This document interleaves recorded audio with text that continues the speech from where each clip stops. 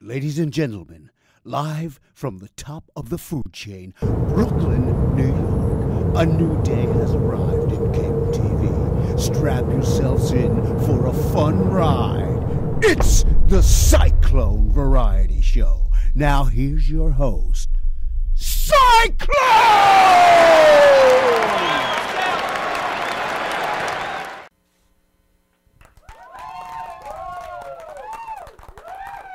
Oh my God!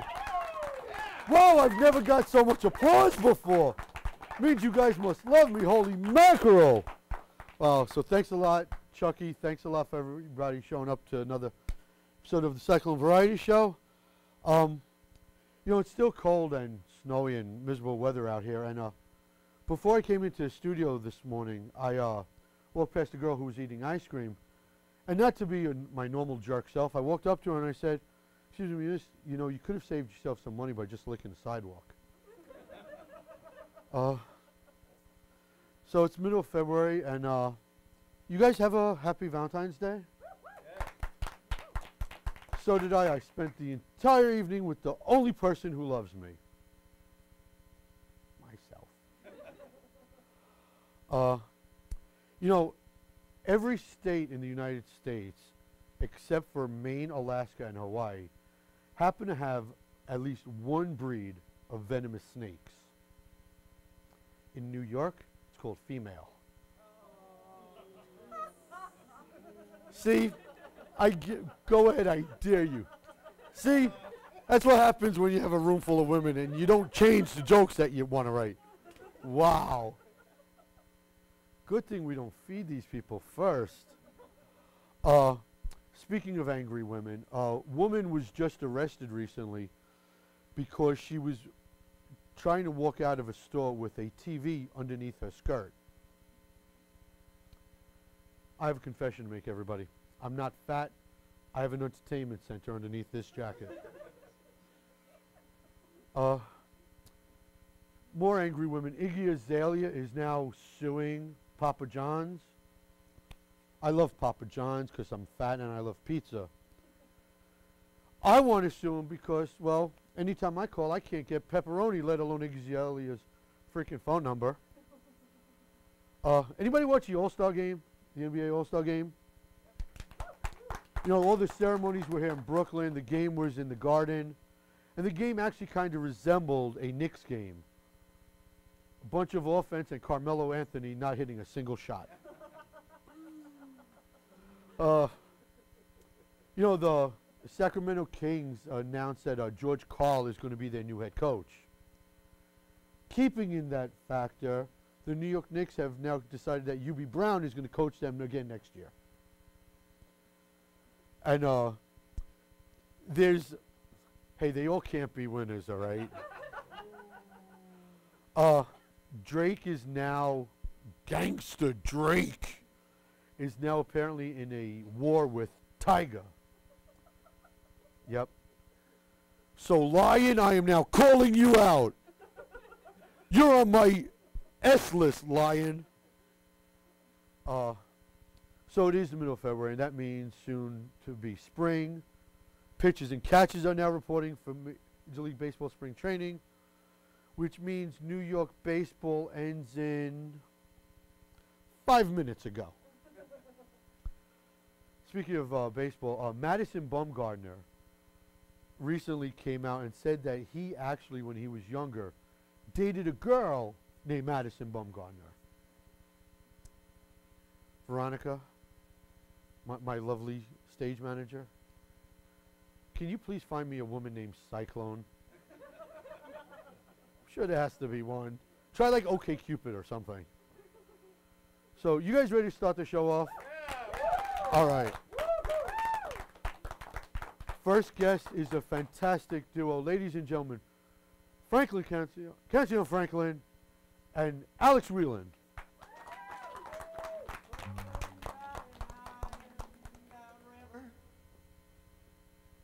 They call the South Pacific Line, and when I hear that whistle bleeding, just hang my head and I cry.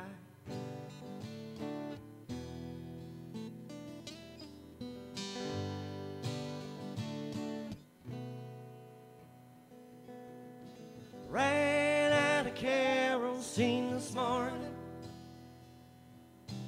Darkest night that heaven ever was. Raise my dying flame up to the westland. Said, darling, I'm never coming home.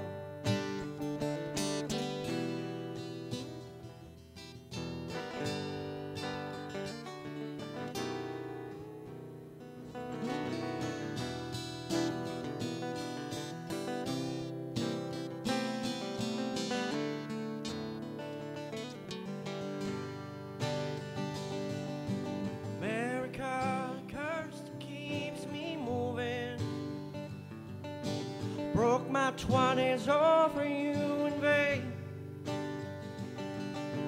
You take the wheel so I can have the bottle. Let's go on back just the way we came. Spilled some holy water on the highway. Watch the desert sun pick it up. Nothing shall remain but the taste of gasoline. Iron ships keep rolling through the dust. Born by an iron-bound river they call the South Pacific Line. And when I hear that whistle bleeding, just hang my head and I cry.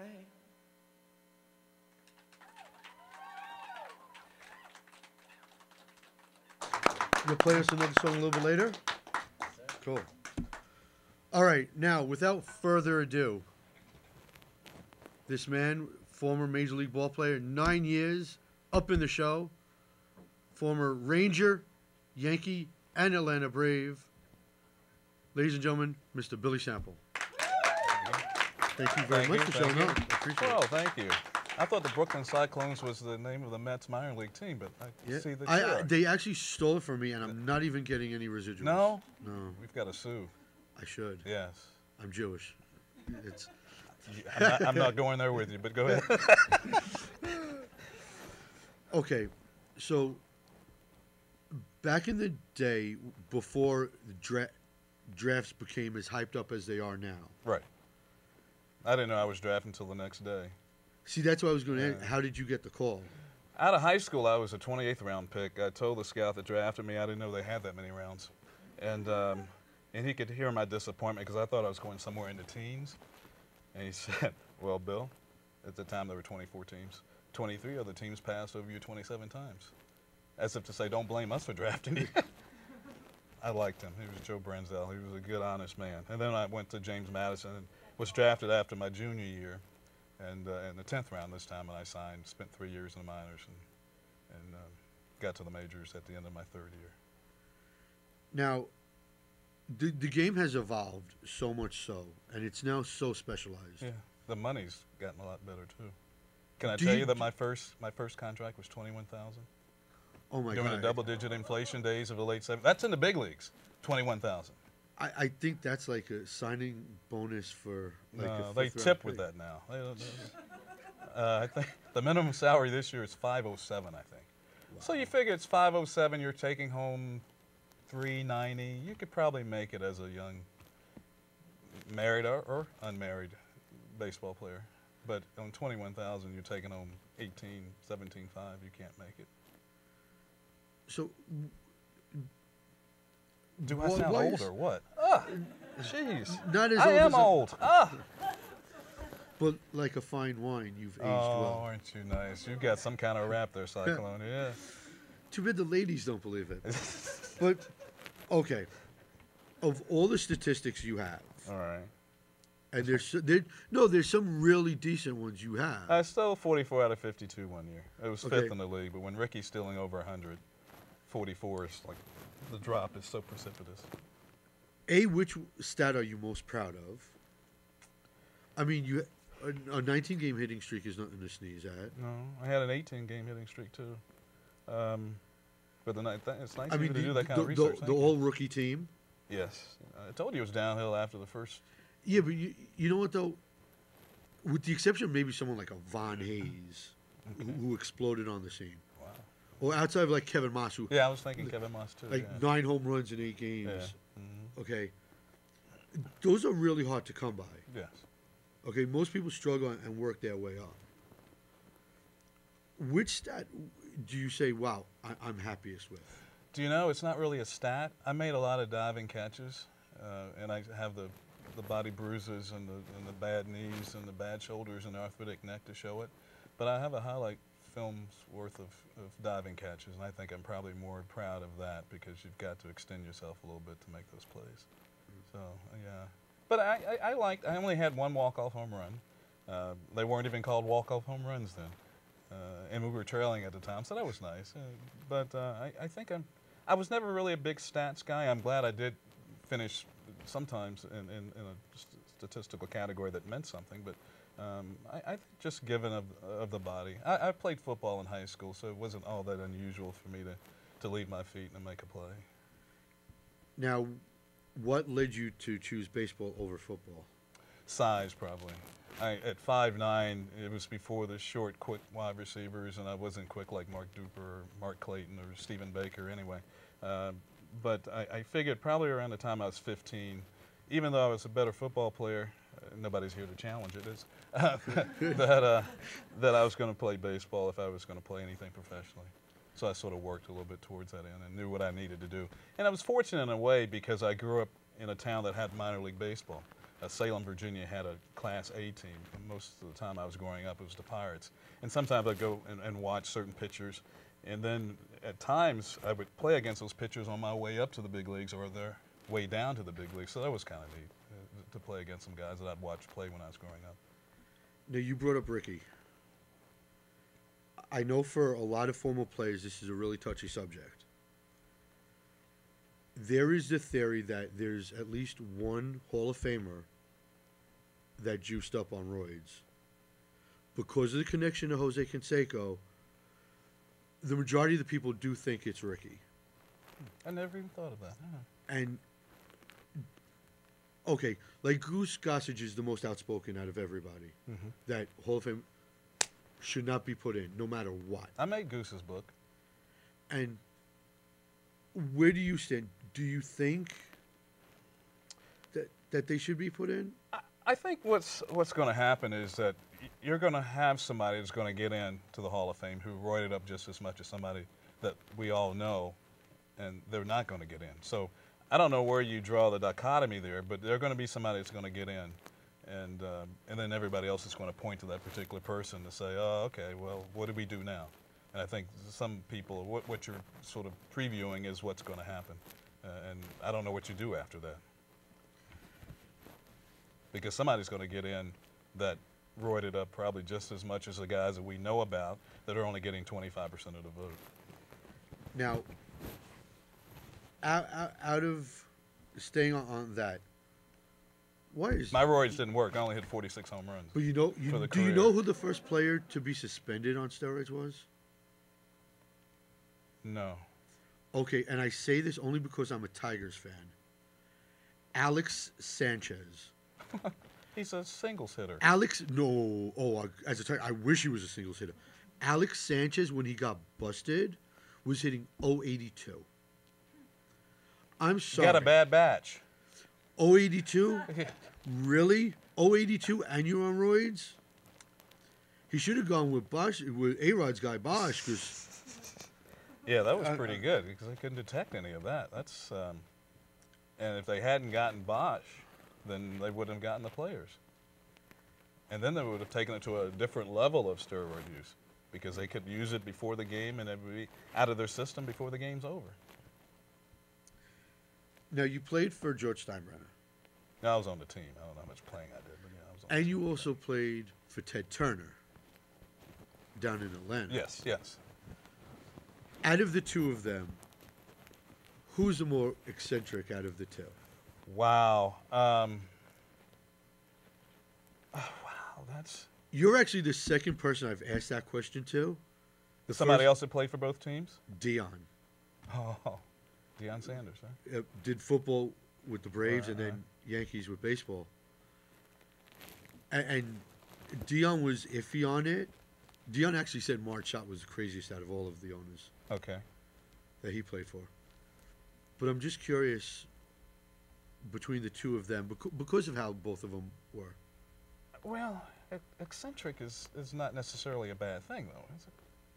Not necessarily. No. Oh, you're aligning it closer to quirky, or is it more just versatile, different? Yeah, I'd say more different. Different. I would say Ted. Yeah. Definitely a beat of his own drum.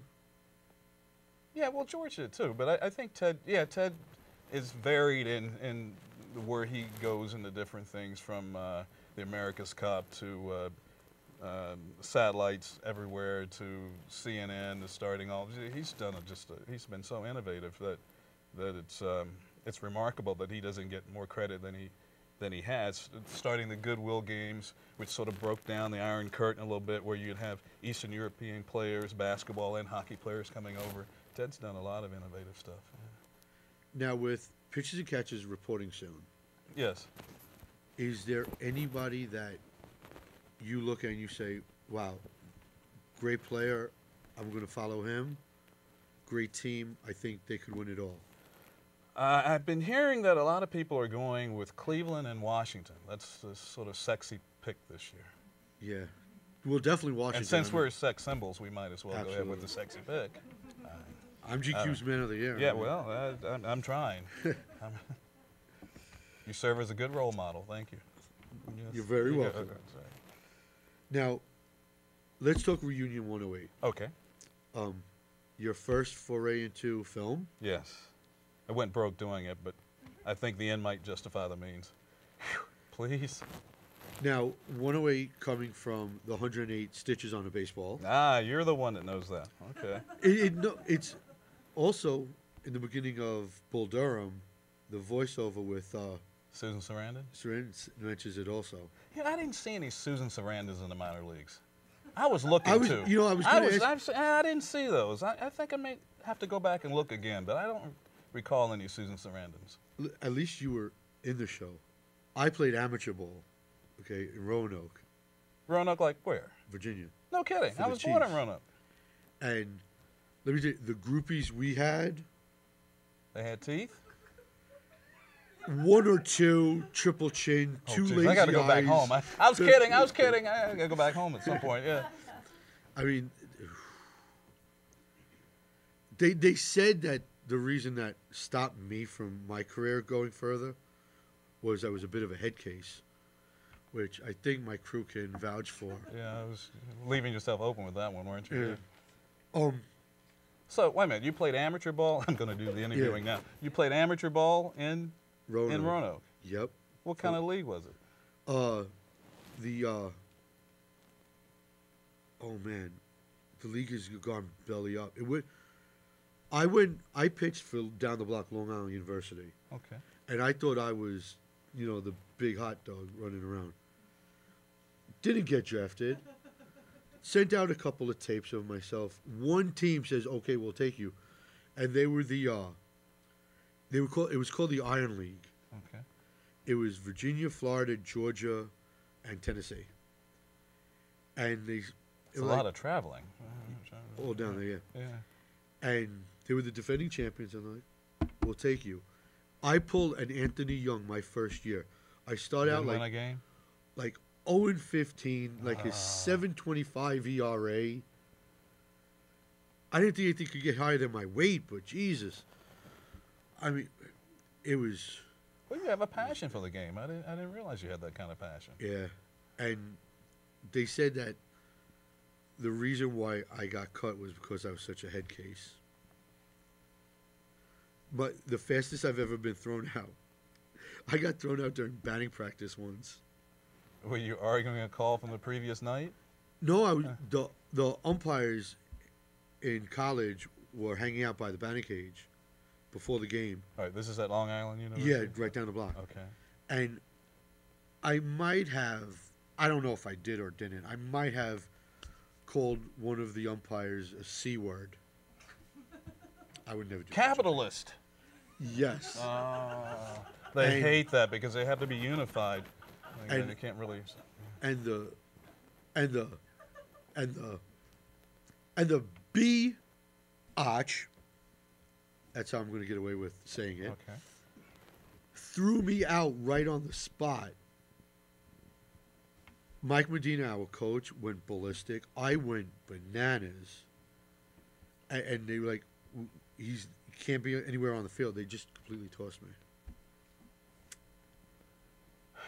You've had anger issues like this before. Yes. Yep. haven't you? Yeah. How many other games have you gotten thrown out? You know what? Let me use my BS in psychology because I can't use it for anything else. 40 years Surprisingly, later. I'll tell you what. I didn't get thrown out of that many during my playing days. But when I did, I made it worth it. Yeah, you might as well get your Yeah. money's worth. Yeah. I mean, you know, as a former ball player, there's a limit that you can go to. And there's once you cross that line, it's done. Usually, if you say you, Yeah. yeah. And I would jump over that line with ease. Is that a New Yorker kind of attitude? Or? I think it was, Yeah. and I don't think it went over too well down there. Yeah. I only got thrown out of one game, Really, just one? just one, Oh my! and it wasn't for saying anything. I was young and hot-headed, and I slammed my helmet down, and the helmet went over the dugout, and that's what I got thrown out for. And then Richie Zisk came to me in sort of a avuncular way and said, look, you can't do this because now we were making left-right moves, and sure enough, we didn't have the final move. We had a left-hander against a left-hander. It didn't work out the way. And after that, I couldn't express myself anymore. Oh my goodness! I know. Now, It's been a tough road. in reunion 108, Yeah. would you say that that's, or at least did you try to at least make it the baseball version to what Any Given Sunday was to football? Wow, that's a good one.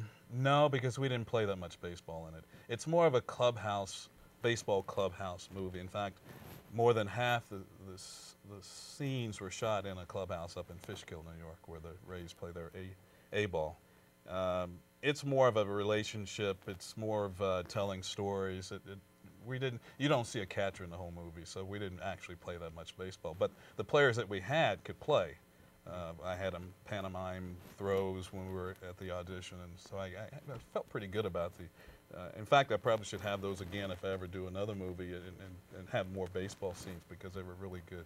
Because I hate to go to a baseball movie and then see someone that doesn't throw well or play well or something like that, or the continuity is not there. I say that, and then I had trouble with continuity too. So within the movie that I should have known better.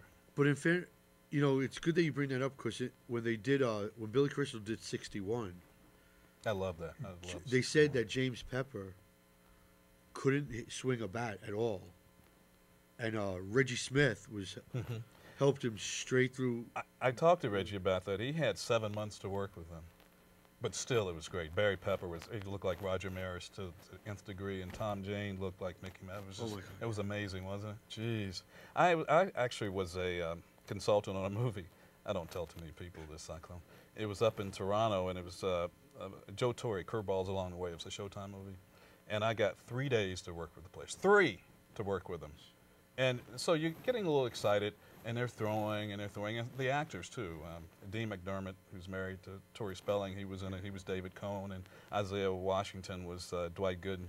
So they're throwing. They're good athletes, but throwing a baseball is so specific to that motion. You have to rotate the shoulders. You got to go. You got to snap through like that, and so they're all excited. I'm trying to keep them down to maybe only 60 pitches or 40 pitches or whatever it was, and they want to throw 80. And then a day later, it's their scenes to shoot. And so you've got the lactic acid anyway, and you're not really rotating the shoulder. So you look so tight, you're throwing like this, and it was just, so you have to shoot them really tight because they can't extend the shoulders anymore. But that's what 3 days will do for you. But Reggie had 7 months. It was great what he did, though. And Reggie's a tremendous baseball person, but I wish I'd had the convenience of 7 months to work on somebody. But still, Pepper and Jane were outstanding, I thought. Absolutely.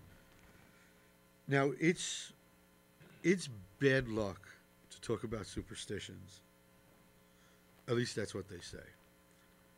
And I had my share. I mean, not to like the point of Wade Boggs only eating chicken or never crossing the foul line. So if you had a date the night before and you got a win, you'd have to date that person again? Yes, If something you got like a that. loss, yeah. then you'd say, no, she could be a 10, but she didn't have any wins in her? That's the stuff that I would go through.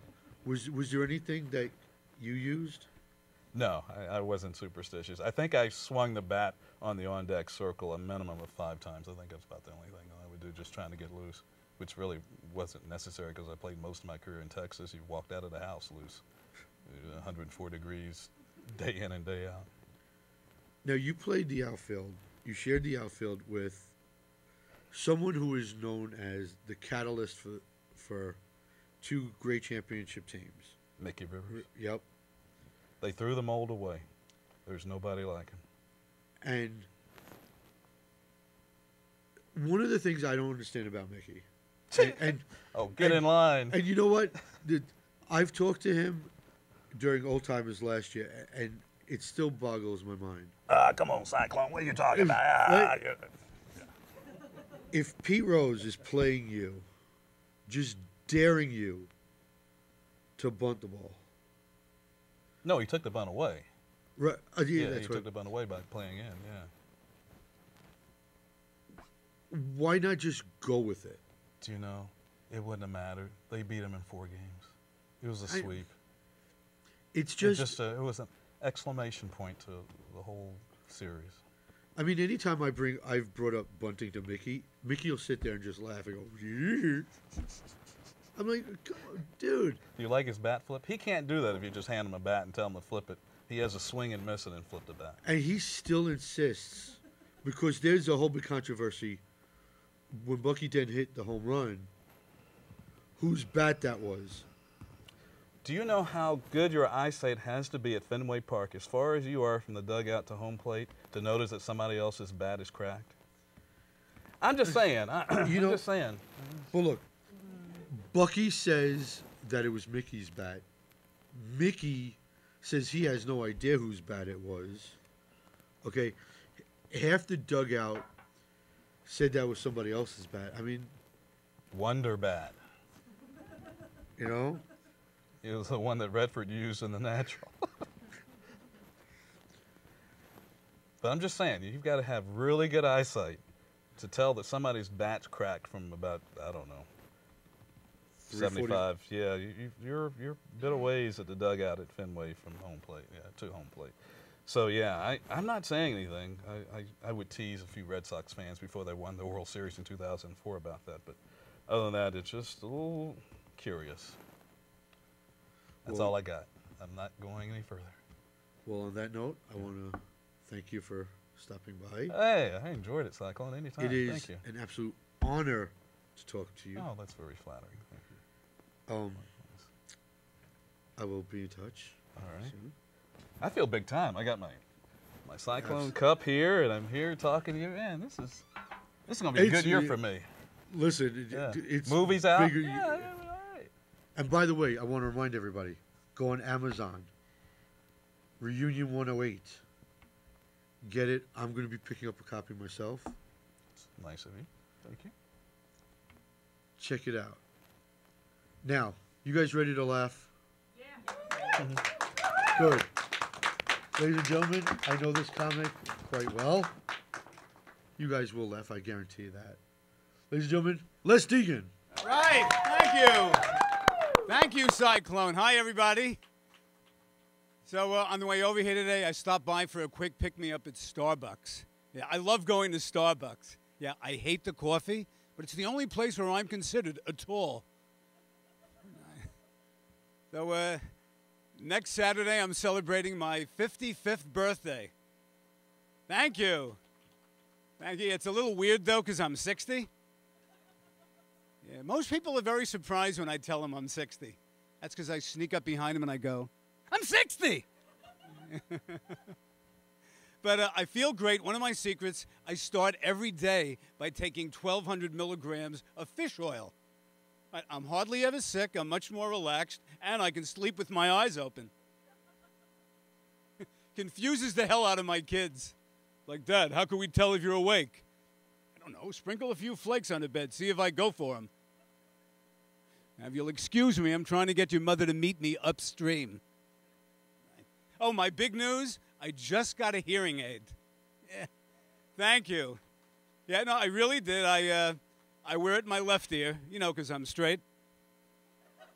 Yeah. I have trouble with certain sounds. Like last week, my wife asked me to empty the dishwasher and vacuum the living room. I thought she said lay on the couch and watch sports. Yeah. She's like, Les, don't you want to hear? I said, okay, you can bring me a Heineken.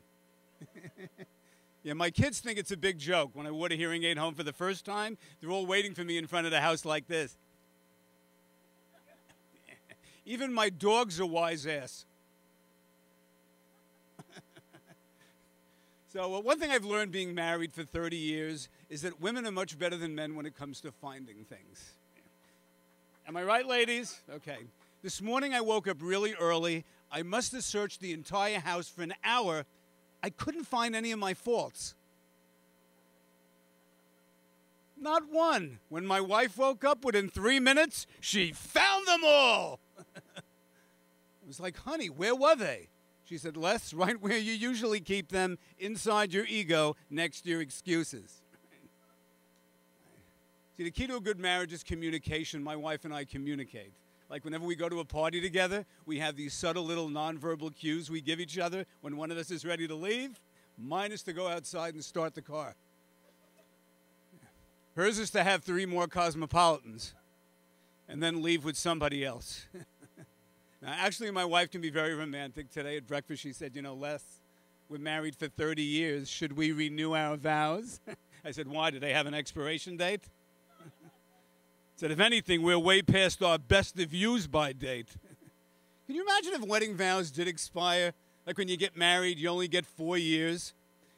Dearly beloved, we are gathered here today to join these 2 people in temporary matrimony. Do you, Saul, take you, Shaniqua, to be your lawfully wedded bride in sickness and in health, to deceive, control, and manipulate until the last day of February 2019. And if you'll both sign the prenuptial agreement, initial the escape clause on page 12, by the power invested in me by the state of anxiety and depression, I now pronounce you man in strife. Saul, you may now be miserable. So I met my wife through the personal ads in New York Magazine. I really did. I placed the ad. I was Mr. Congeniality, sincere Jewish, 29, 6'3", seeks Hebrew soulmate for long walks on the beach and to soar with the eagles. Nice, huh? I got 16 responses, all from Jewish seagulls. I actually brought one of them home to meet my mother. Said, Ma, you always wanted me to bring home a nice Jewish gull. Anyway, I'm very proud to be Jewish, but I was always very jealous of my Catholic friends. We have Catholics today? Okay, we have one Catholic. Okay. You know why? Because the Catholics, you get to do that really, really cool thing, the sign of the cross. See, that's one thing that the Jews don't have, a decent hand signal. No, we don't. Maybe when we go to temple, we should use the Jewish star. Hey, Harry, Baruch Hashem, good Shabbos.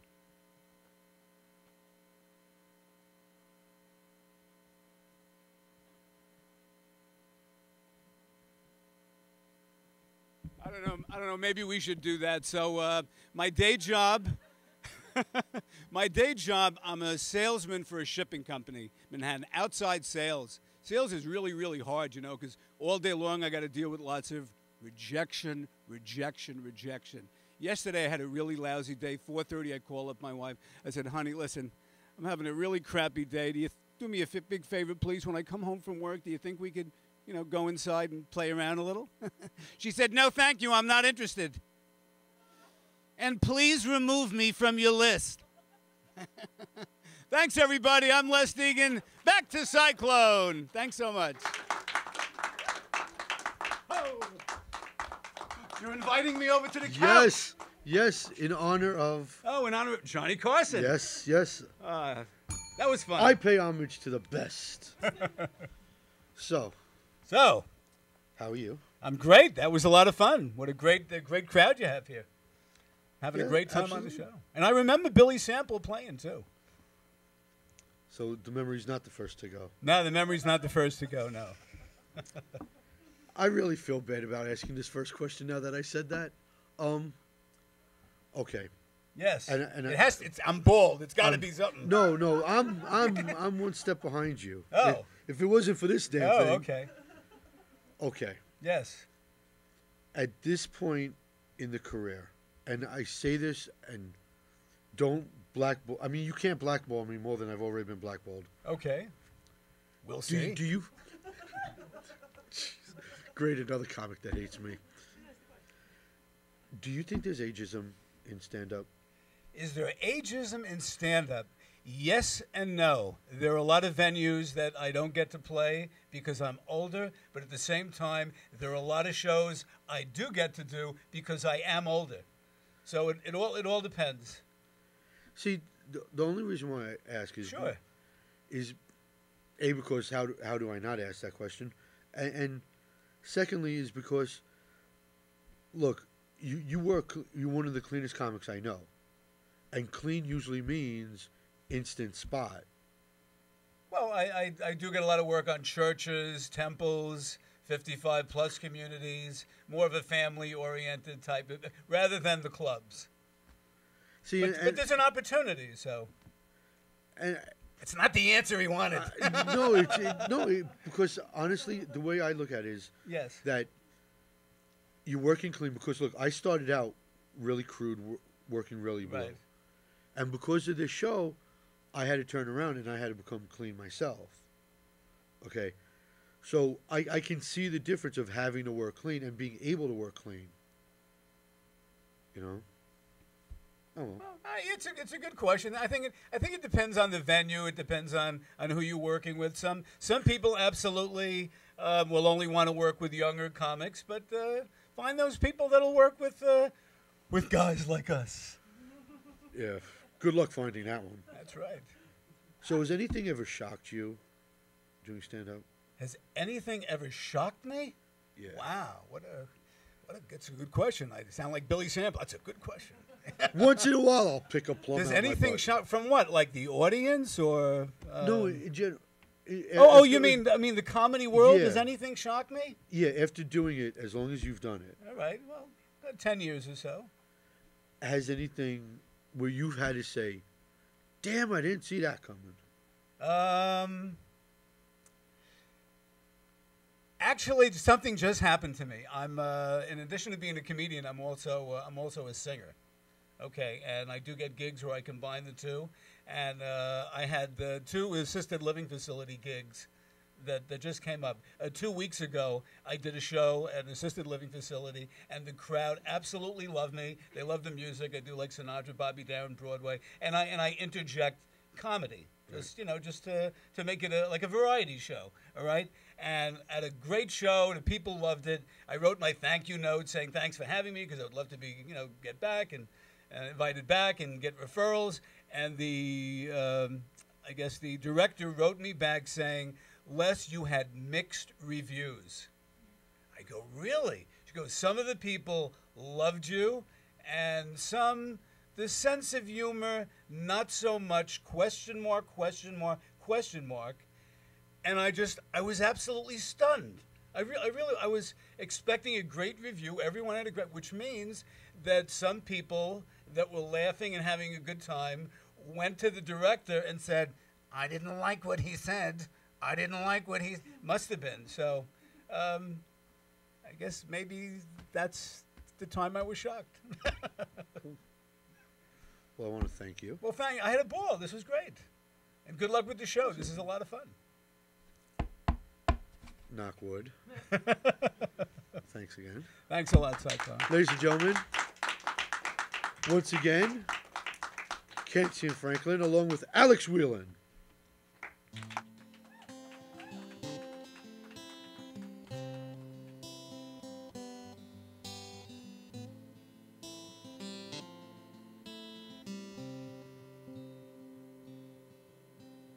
Wandering them factories of dust beneath the lime and rust, in iron do I trust. The time clock knows where I've been. I swore I'd never punch in, but here I am at dawn. Smokestacks and pickups, how the West was won. What's a poor man do when day is done? I laid out my flag, hallelujah, beaten down again. What makes you American?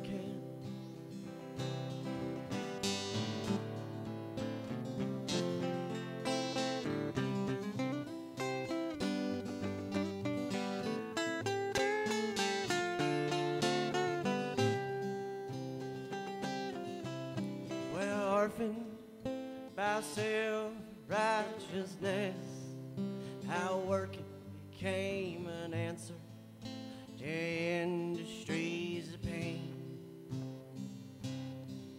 Sweet troublesome play, don't you crumble beneath the hate.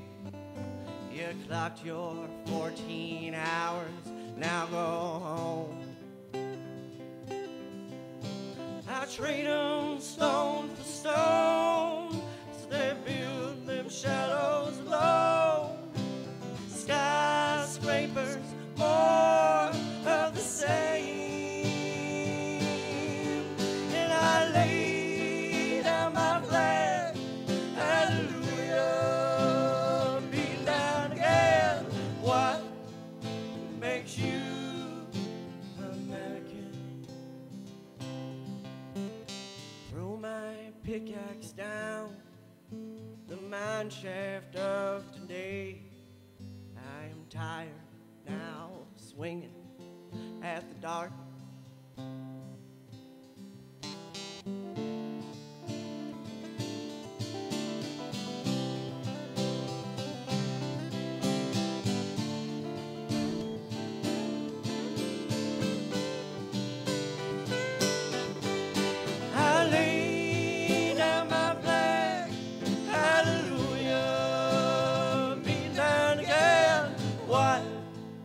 Makes you American.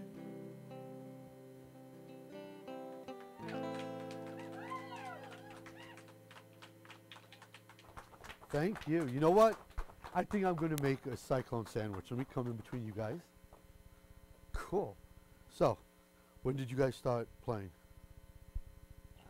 Well, probably almost 10 years ago now. We've been playing together since we both moved to the city.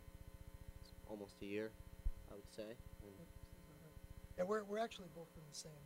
We're both from Tucson, but we came. both so from he came Arizona. here about a year earlier. Well, you were already out here, I guess. Yeah, exactly. So we met up actually out here for the first time to hang out through a mutual friend and just started playing some music together. Now, knowing that the other one isn't listening or paying attention, who's the bigger diva? Bigger diva. It's probably me. It's got to be me. I would say that it's me. So when you guys sit down to write, is there one of you that does more work than the other? It's got to be me. It's probably. No, it's definitely Cancion is sort of the one who brings it to me, and then I kind of just peek in when I can. He makes it sound great. I bring him a song, we work it out together, and it just kind of flows from there. It's pretty simple. We got that flow. Now, musically, who do you guys say would influence you? Well, I think we both have a lot of different influences, but our common ground would probably be old school country, bluegrass, stuff like that. Merle Haggard, Hank Williams is always in the discussion. The band. The band so is. That's who we tried to look like. We wanted to look. We wanted to look like the band today, you know. So. See, you never hear anybody ever say old school country. You never hear that anymore. guess that's what we're doing. Great, we have our niche. That's so great, because I mean, I'm not gonna lie. The only reason I like country is when my ex dumped me, so it got me into country. That's why we like it too. Yeah, that's why everyone likes country. That's true. Yeah, that's true. One of my favorite country songs ends by the guy saying, "I was drunk the day my mom got out of prison," and to me, I always try to emulate that in my music to a certain degree. Well, I want to thank you both for stopping by. Yeah, thank you. Thank you I very much. appreciate it. We're glad to be here. We really are. And are you guys ready for a closing act? Okay, this one's really special. No, well, trust me, I know. Okay, she just cut her first CD. You can see her literally around the country. Ladies and gentlemen, a friend of mine for a very long time, probably not too much after today. Ladies and gentlemen, Angela Cobb. Hey, guys! All right. Thank you. Thank you. We got a really, really, like, well-dressed audience, which I appreciate because that's not usually what I do. I'm very low maintenance. What I like to do is I like to pick one day out of the week where I plan on looking really good, and then all the days leading up to it, just dress really shitty. It's like the way I see it, any woman could look great every day, but when I look great, people take notice. They're like, "Oh my God, Angela, what'd you do to your hair?" Washed it. My smile though, is actually the one physical thing that I always do get compliments on, which I think is appropriate because this is one physical thing my parents actually spent money to fix. The way I see it, it could have been that or a nose job, but I'm pretty sure they made the right choice because, guys, anytime a Jewish holiday rolls around, I get to leave work early. There you go. But guys are always telling me how much they want to hook up with my roommate. And I'm always just like, if you want her, you should talk to her, you know. Switch this one guy goes, "No, 'cause she's got the looks, but you got the momentum."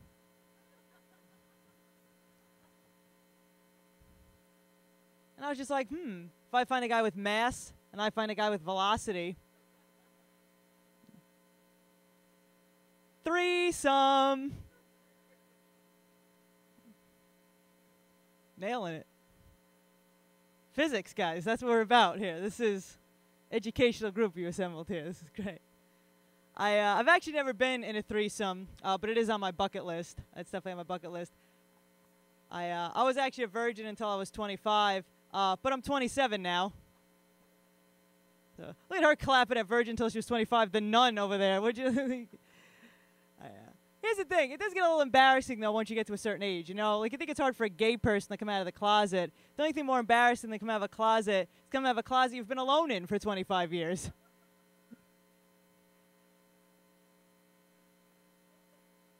Because, like, I don't know about you, but, like, anytime a gay friend ever came out of the closet to me, I always assumed they'd already been doing a lot of fun stuff in that closet. Yeah. He knows. But it worked out well for me, though. After 25 years, I actually lost my virginity during Hurricane Sandy. And it was, thank you. There you go. See, that deserves a clap, not the freaking late bloomer shit. But it was great because, like, I have a bunch of friends from Long Island and New Jersey, and they were all just like, "My house, my electricity. Angela, what'd you lose?"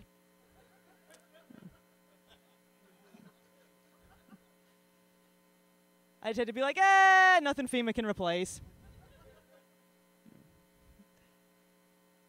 It's funny to do jokes like that, you know, because, like, audiences respond in interesting ways. Like, I did a show in front of some tourists, and I was like, I lost my virginity during Hurricane Sandy. And this British lady just goes, "To a person?"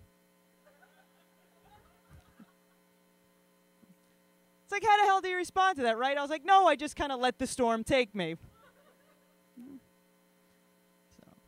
So now I've been trying to, like, make up for lost time, and I've had to accept certain things about myself, okay? For example, I'm very tall. I'm 5'11", so at my size, even when I am the little spoon, I'm never the little spoon, guys. And apparently, yeah.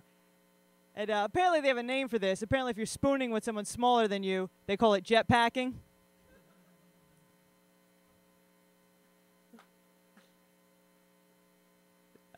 It's good, right? And I feel like that should be my new move. Like, that should be my thing, right? You know how if a guy sees an ex walk by, he'll be all crass with his friends, like, hey, bro, see that chick? I slept with her. I feel like now if I see a guy walk by who's a complete jerk to me, I'm just going to be like, hey, see that guy? I jetpacked him.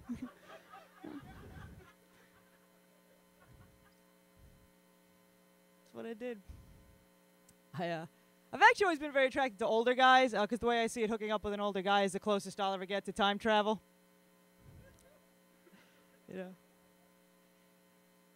You know, like things get too crazy, you could just be like, don't worry, baby. If the neighbors complain, we can just shut the Iron Curtain.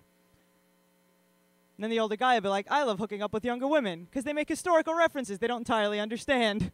Yeah. That's my move, guys. When things start to feel good, I'm like, Louisiana Purchase.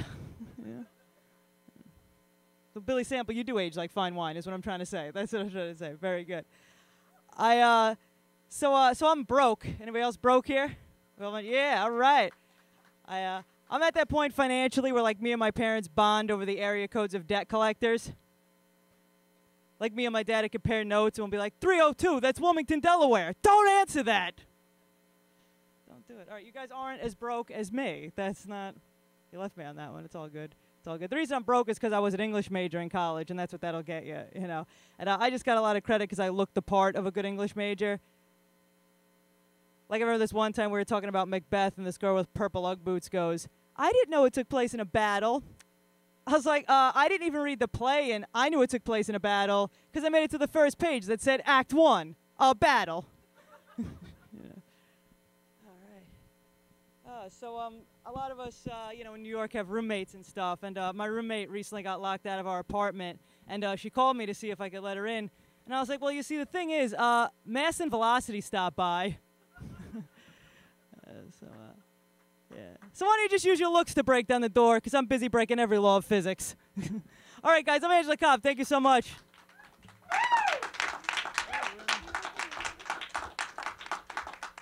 Here you go. Hello. Hello. How are you? All right. Wow. Wow.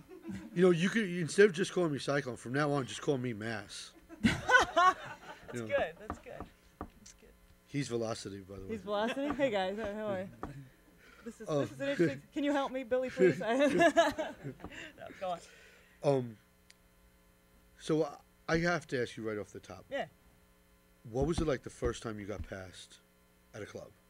Oh, it was super exciting. I mean, it was it was super exciting. It was super rewarding because it's something that I was like tremendously focused on for a long time. You know, so I was kind of was confident that it would happen. You know, but like to finally have it happen, it's just you just feel like all the hard work was for something. You know, and it was you're being rewarded for doing what you do. And it was Broadway, right? Yeah, Broadway Comedy Club. Yeah.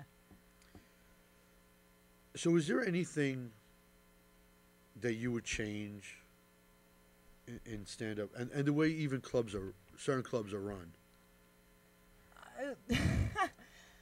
Well, you know, I know we could skirt around the issue. No, it's a good question. I'm more. I think I don't think it's a bad question. I'm more so that just because I mean I do this from the perspective of like I'm the performer and I leave it almost up to other people to figure out how the business is run, kind of, you know what I mean.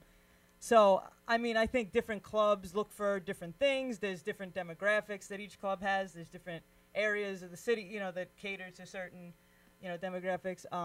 So I mean, you always want to see people who you think are funny on all the time. You know what I'm trying to say? But then everybody else feels the same way about the people they think are funny. So, but I mean, it's thus far.